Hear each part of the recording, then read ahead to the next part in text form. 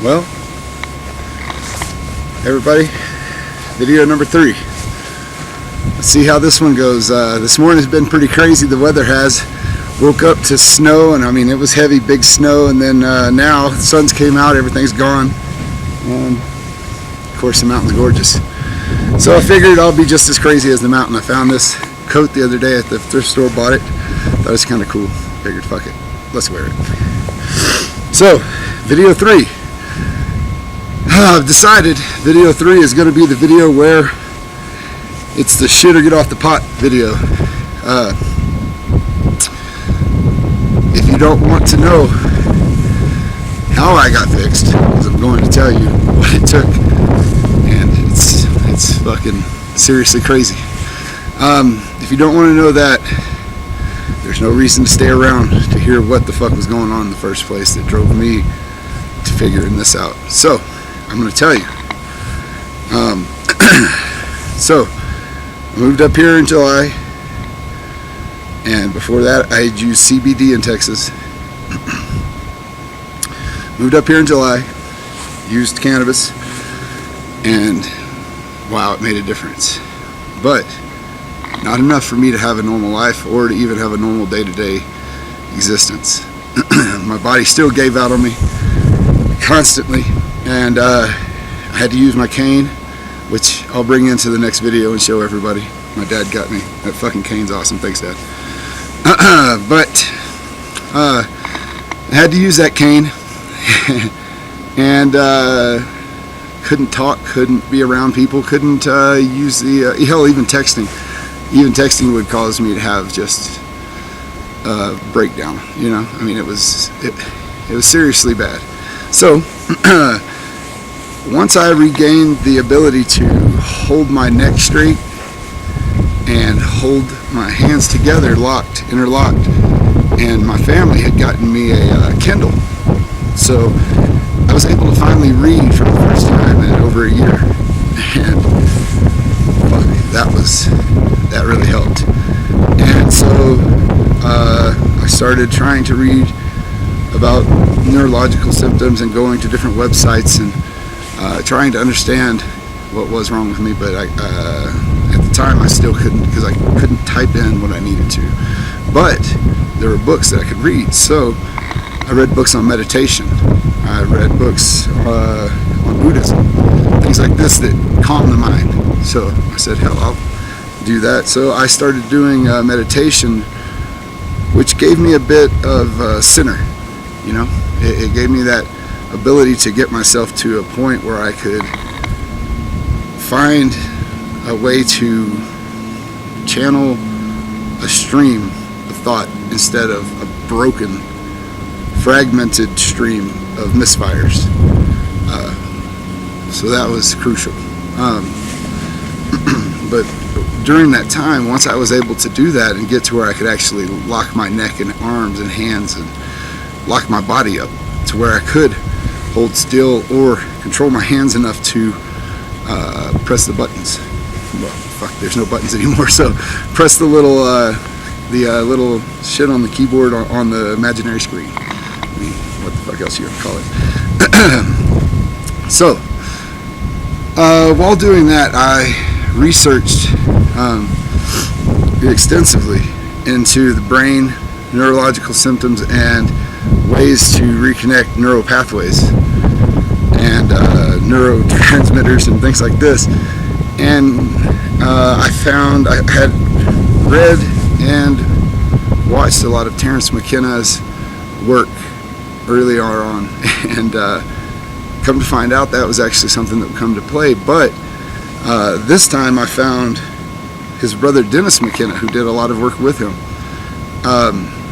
his work with psychedelics in the brain, and the different entheogens and the way that they regrow neurotransmitters. Same thing, Paul Stamets, great mycologist, his work with mycology and the regrowth of neural pathways and just the way it regenerates the brain, that was huge. Then I stumbled onto the Johns Hopkins Institute. They were doing a study with end-of-life cancer patients doing high-dose psilocybin. Now, they were able to give these people who were about to die large doses of psilocybin, and they were okay with their next step. That was what it was fine with them. Some of them it took multiple, most of them it took one.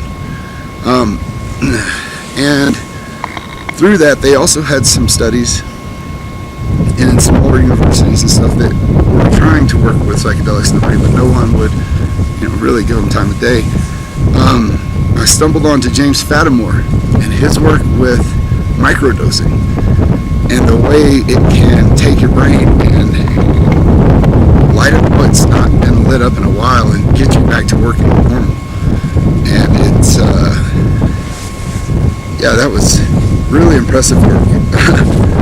So, given the opportunity, and I believe it was November, still, of course, I'll have to ask, I believe it was November, I was given the opportunity to take some psychedelics, and I did not know what was going to happen, but I had hope that it would help. And what I had was some really good pharmaceutical grade LSD from the 60s that I had stumbled upon. And instead of hallucinating, instead of just becoming uncontrollable or anything, I became normal. For the first time in all that time, I was normal. My body went back to, I could walk, I put down my cane, I could talk to everybody in the room. If anybody knows me, they know I love to fucking cook for people. That's one of my things. I was able to cook for everybody. And, that set me on a path of trying to figure out what was going on. So, since that time, I have worked with many different psychedelics, and every one has been beneficial. One we'll get to later on was, my God, that was, I still don't know how to put into words the absolute respect and love I have for that medicine, because it's been since February 16th, 17th, one of the two, I'll look it up. My life has been completely different. I get to live a normal life now. I've actually gone and gotten to finally try to apply for some jobs. Putting my life back together one step at a time, and I will not, cannot, and do not apologize for what you're going to hear as we go along. What I have to do to make me whole again. If it offends you, I'm sorry for that.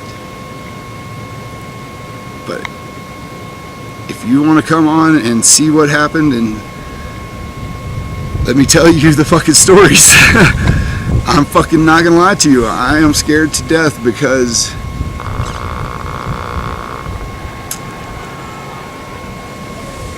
puts a big target on me. In case you were wondering what I was looking around at, a Nighthawk was just, it sounded like an airplane chasing, looked like a little quail or something. And I mean, it sounded like an airplane coming through here. Whew. That was pretty intense. But please, if you will, stick with me and allow this screwed up brain to try to make sense of all the happenings. I'll tell you. I'm not telling you it's right. I'm not telling you, I will not tell you it's wrong.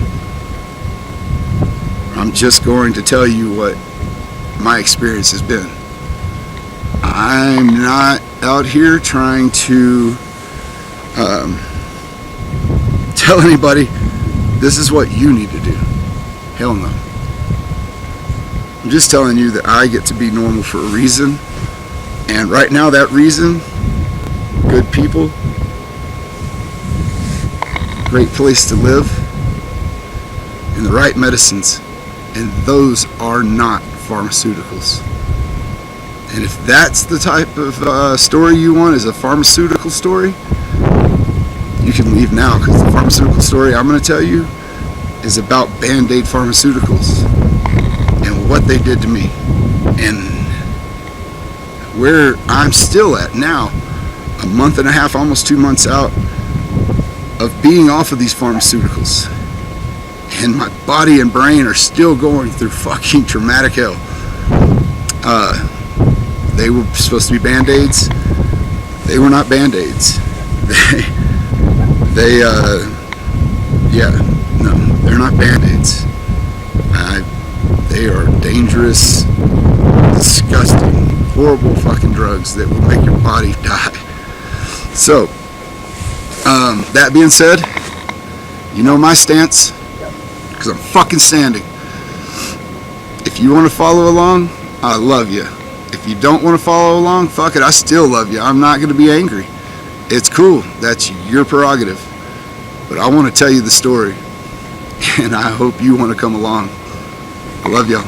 Peace. Goodbye until number 4.